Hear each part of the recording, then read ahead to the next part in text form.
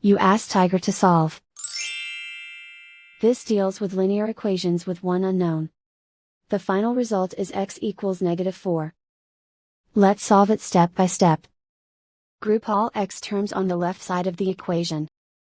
Subtract 2x from both sides. Group like terms. Simplify the arithmetic. Group like terms. Simplify the arithmetic. Group all constants on the right side of the equation.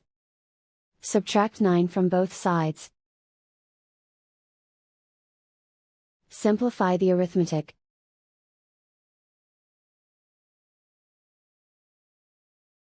Isolate the x. Divide both sides by 3. Simplify the fraction.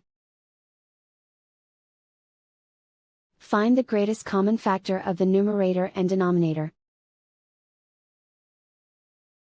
Factor out and cancel the greatest common factor. And so the final result is x equals -4.